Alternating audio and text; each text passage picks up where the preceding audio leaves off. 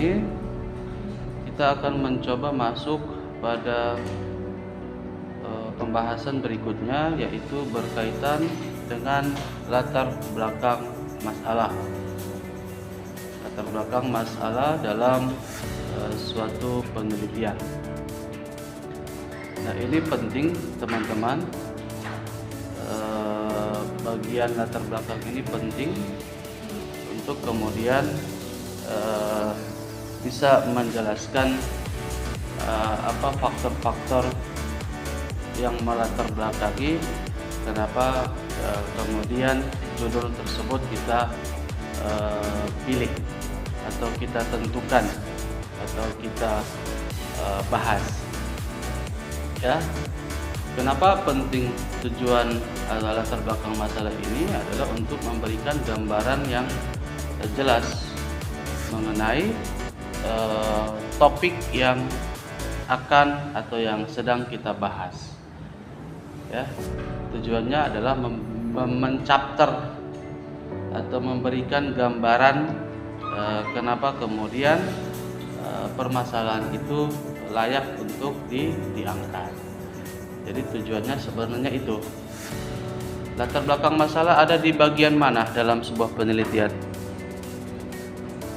Teman-teman, ada di bab apa? Kemudian letaknya di mana biasanya? Ada di bab 1, ya, bagian pertama, ya. Artinya dia berada di bagian terdepan yang akan menggiring para pembaca melalui latar belakang masalah itu sudah jelas, kemudian arah dan tujuannya seperti apa, metodenya apa, urgensinya apa. Jadi para pembaca itu lewat latar belakang masalah yang kita susun paling tidak sudah mengetahuinya, gitu. Ya. Latar belakang masalah, penjelasan secara lengkap mengenai penelitian dan juga permasalahan penelitian. Ini secara definisi, ya. Atau juga bisa kita definisikan sebagai informasi yang tersusun sistematis berkenaan dengan fenomena dan masalah problematik yang diteliti. Atau juga latar belakang masalah adalah gambaran yang jelas mengenai pemikiran ilmiah. Ini definisi daripada latar belakang masalah. Kemudian bagaimana cara kita, langkah-langkah di dalam pembuatan atau penyusunan latar belakang masalah tersebut. Terjadi mungkin perbedaan antara jurnal dengan skripsi, ya. Tapi paling umum poin-poin ini yang sering digunakan di dalam menyusun latar belakang permasalahan, gitu. Langkah yang pertama paling tidak teman-teman nanti harus mampu menjelaskan permasalahannya apa, fenomenanya apa, ya. Itu dulu yang kemudian teman-teman lakukan, menjelaskan fenomena ataupun permasalahan yang sedang diteliti. Apa faktor-faktor yang menjadi dasar fenomena tersebut atau kondisi yang sedang terjadi yang berhubungan dengan fenomena tersebut. Itu adalah langkah pertama yang kemudian harus teman-teman perhatikan dalam penyusunan latar belakang masalah. Kemudian langkah kedua adalah sampaikan atau jelaskan juga mengenai fakta atau data yang mendukung permasalahan tersebut. Ya, apa fakta-faktanya, kemudian apa data-datanya yang berhubungan dengan fenomena tersebut, ya, atau permasalahan tersebut. Kemudian langkah berikutnya adalah berikan argumentasi, ya, tentang mengapa masalah itu perlu dibahas. Argumentasi harus didasarkan pada fakta, ya. Artinya kenapa perlu dibahas, dijelaskan apa data-datanya, apa fakta-faktanya. Karena latar belakang itu harus berangkat dari data, harus bersumber dari fakta, bukan asumsi ataupun dugaan segala macam. Jadi setelah teman-teman kemarin menentukan judul, memang harus dari sekarang sudah mencari mengenai data-data atau fakta-fakta mengenai itu. Data-data bisa merupakan jurnal-jurnal segala macam atau pustaka-pustaka yang lain. Dan yang terakhir, paling tidak penjelasan mengenai manfaat atau tujuan yang ingin dicapai ya dalam penyusunan latar belakang masalah. Mengenai manfaat, tujuan atau urgensi, kenapa kemudian kita membahas tema tersebut. Lalu kemudian nanti muncul tuh di akhir mengenai judul dari fenomena yang ada di atas, kemudian mengangkat sebuah tema apa. Biasanya di akhir paragraf latar belakang masalah itu sering ditutup seperti itu ya. Kita menjelaskan dulu mengenai fenomenanya, menjelaskan dulu mengenai data-datanya, tujuannya segala macam, urgensinya, baru kemudian muncul sebuah judul penelitian biasanya di akhir ya. Itu di antara langkah-langkah teman-teman di dalam menyusun latar belakang masalah. Nah, aspek-aspeknya apa yang harus ada dalam latar belakang masalah? Paling tidak 3 aspek ya. Ada aspek normatif ya. Aspek normatif biasanya apa? Misalnya kondisi yang seharusnya atau ingin yang dicapai secara ideal. Ya. Aspek normatif artinya ketika kita menyusun LBM ini, paling tidak di awal teman-teman harus menceritakan aspek yang ingin dituju atau idealnya seperti apa, harusnya seperti apa, itu dulu yang dijelaskan. SDM misalnya, manajemen dakwah harusnya ini. Paling tidak itu berada di paragraf pertama dan kedua, menjelaskan bagaimana idealitasnya atau kondisi yang seharusnya. Kemudian aspek empirik, yaitu kondisi yang sebenarnya terjadi di lapangan atau kondisi realitasnya. Artinya ada kesenjangan antara teori dengan praktik. Itu biasanya di bab atau paragraf berikutnya mengenai penjelasan realitas yang terjadi di lapangan. Yang pertama tadi kita menjelaskan idealnya seperti apa, harusnya seperti apa. Kemudian paragraf berikutnya menjelaskan bahwa di lapangan telah terjadi seperti ini. Nah, dari situ kan ada perbedaan antara yang ideal dengan yang terjadi. Nah, kemudian berikutnya aspek ketiga apa? Aspek teoritik. Artinya pada bagian ini ditampilkan penelitian yang pernah dilakukan dan berupa sumber serta perdebatan akademik, tujuan, urgensi, alasan ilmiah pemilihan daripada topik dan lain-lain gitu. Artinya setelah penjelasan mengenai aspek empirik tadi, realitas yang terjadi di lapangan, kondisi real yang terjadi di lapangan, maka kemudian tidak salah kemudian kita mencantumkan aspek teoritik ya, yang dimana di dalamnya terkait dengan tujuan ataupun urgensi dan alasan ilmiah pemilihan topik atau perdebatan akademik. Perdebatan akademik misalnya teman-teman bisa mencantumkan penelitian yang sudah ada mengenai topik itu. Paling tidak 1 atau 2 penelitian yang sudah pernah dibahas, tidak masalah kemudian kita cantumkan di latar belakang masalah. Walaupun nanti ini punya bab tersendiri ya, di bab 2 itu bab kajian pustaka mengenai tujuan penelitian yang sudah terdahulu, tapi tidak masalah kemudian di latar belakang masalah kita sudah spill 1 atau 2 penelitian yang terdahulu mengenai topik ini. Artinya semakin banyak orang yang mengkaji, orang yang meneliti topik yang sedang kita bahas, berarti memang permasalahan itu layak untuk kita layak untuk dibahas. Artinya banyak orang yang membahas, tentu permasalahan ini menarik orang untuk membahas itu. Nah, itu sebenarnya poinnya, gitu ya. Nah, paling tidak itu adalah aspek-aspek ya. Tadi kita berbicara tentang langkah-langkah, sekarang aspek-aspek yang harus ada di dalam penyusunan latar belakang masalah ya.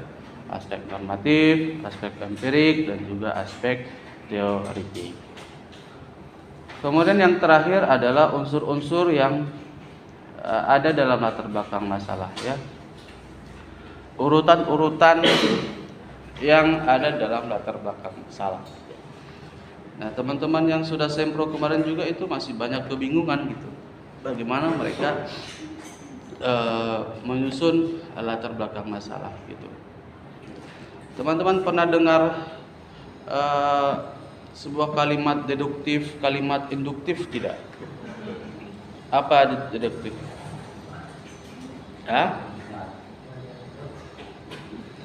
Biasanya memang dalam latar belakang masalah, penyusunan atau bentuk penyajiannya itu paling tidak menggunakan kalimat deduktif ya. Kalimat deduktif juga bisa kita gambarkan sebagai gambar piramid terbalik ya. Artinya penjelasan dari latar belakang masalah itu dimulai dari hal-hal yang umum dulu ya. Itu dinamakan dengan latar belakang yang deduktif atau kalimat deduktif gitu ya. Jadi struktur atau unsur penyajian daripada latar belakang masalah menyajikan gambaran umum dulu tentang topik yang sedang kita teliti ya. Mulai dari hal yang bersifat global, terus menyempit, mengerucut kepada objek atau ruang lingkup yang diteliti, misalnya, ya. Misalnya membahas tentang manajemen SDM dalam sebuah lembaga pondok pesantren. Ya, mulai kemudian menuliskan latar belakang menyajikan konsep umum mengenai manajemen, konsep manajemen SDM. Kemudian mempersempit hingga ke lingkup lembaga pendidikan pesantren yang dimaksud. Artinya kita menjelaskan secara umum dulu, idealnya seperti apa manajemen SDM-nya, harusnya seperti apa. Itu ada tadi di aspek-aspeknya ya. Nah, urutannya seperti itu. Urutan awalnya kita menjelaskan konsep umum dulu mengenai manajemen, konsep umum dulu mengenai dakwah, konsep umum mengenai strategi dakwah atau efektivitas dakwah atau metode dakwah. Nah, baru kemudian makin ke bawah makin mengerucut kepada pembahasan atau ruang lingkup mengenai topik tersebut. Ya. Paling tidak itu unsur pertama atau urutan pertama gitu. Kemudian urutan kedua, sebagaimana yang saya sampaikan tadi, setelah kita menjelaskan mengenai fenomena atau konsep umum atau gambaran umum, maka kita hadirkan mengenai fakta-fakta. Nah, ini kemudian makin di tengah-tengah ya, mengenai fakta atau fenomena data empirik. Nah, dia makin mengerucut dari umum kemudian ke tengah-tengah ya. Di paragraf kedua atau ketiga bisa ditampilkan mengenai fenomena. Kemudian struktur atau unsur ketiga adalah membahas mengenai alternatif solusi yang ditawarkan, baik itu secara teoritis maupun praktis, sehingga kemudian melahirkan judul penelitian ya. Nah, pada paragraf keempat misalnya atau kelima itu kita gambarkan mengenai solusi alternatif yang ingin kita sampaikan, ingin kita berikan melalui penelitian ini. Apa kira-kira solusi daripada aspek ideal, aspek realitas yang terjadi gitu. Solusinya apa, kemudian urgensinya apa, lalu kemudian melahirkan sebuah judul penelitian ya. Paling tidak ini adalah hal-hal yang teman-teman perlu ketahui di dalam menyusun latar belakang masalah sebuah penelitian. Paling tidak ini mungkin yang umum yang sering teman-teman lakukan, ya. Kemudian yang terakhir adalah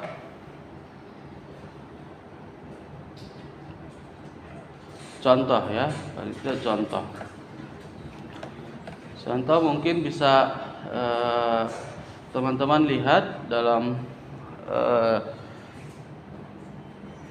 yang sudah publikasi. Ini ada salah satu jurnal yang menurut saya mungkin ini secara penyusunan latar belakang masalah ini sangat bagus sekali, ya. Terlepas apakah judulnya ini sesuai dengan disiplin ilmu kita, tapi dalam penyusunan latar belakang masalah itu sangat bagus sekali menurut saya. Jadi tadi dia membahas tentang dampak kilat terhadap penglihatan manusia, ya, perspektif Al-Quran dan sains, ya.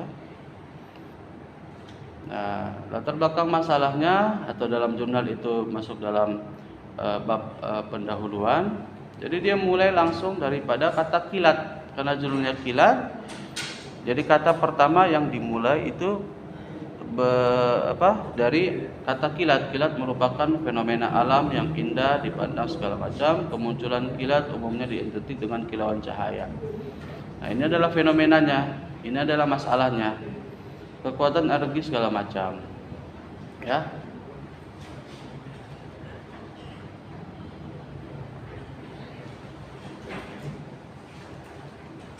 Nah, kemudian membahas tentang penting meriset fenomena alam. Fenomena kilat terjadi terjadi saat petir mempunyai beberapa catatan kasus di mana sambaran ini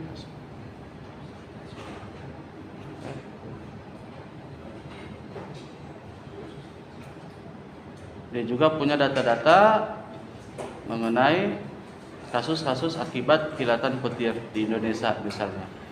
Terjadi pada tahun 2020 di wilayah ini, di sisi lain misalnya kematian segala macam. Jadi dia penuh dengan data fenomena. Lalu kemudian juga dicantumkan beberapa tulisan terdahulu yang memiliki kaitan dengan penelitian ini. Jadi dia menjelaskan juga mengenai penelitian yang sudah pernah diteliti, gitu.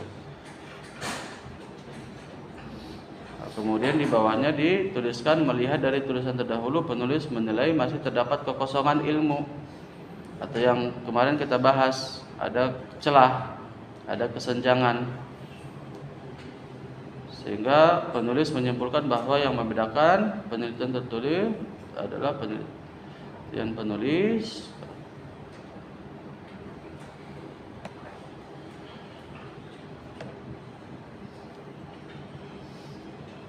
begini, ya. Itu deduktif, ya? Deduktif, iya.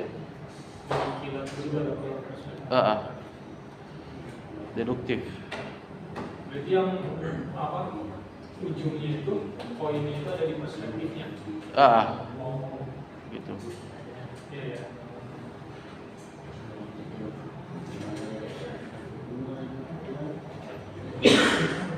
Ya, paling tidak itu contohnya, ya.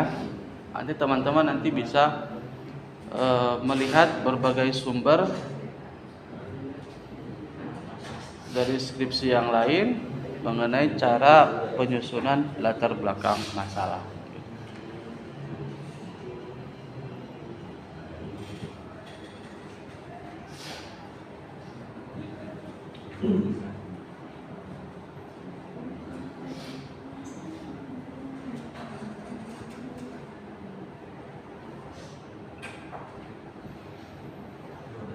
Atau contoh bisa juga kita punya tulisan dosen di dakwah, ya.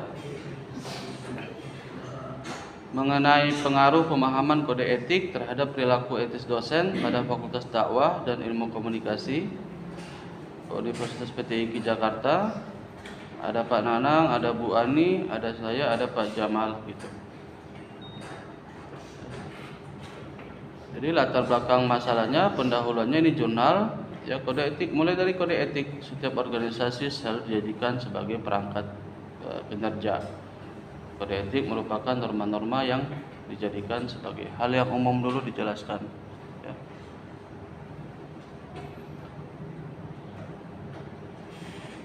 Nah, pentingnya kode etik dalam tatanan kehidupan perguruan tinggi tidak hanya menjadi pusat perhatian pada UIN Riau, tapi juga di perguruan tinggi seperti UIN Semarang. Kode etik diputuskan melalui peraturan rektor bla bla bla ya.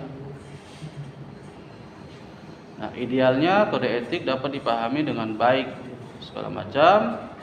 Secara logika, pemahaman yang baik akan berimplikasi pada penerapan kode etik itu sendiri. Nah, ini adalah pendapat ahli atau perdebatan akademik. Ada ahli-ahli yang menjelaskan mengenai kode etik, ya.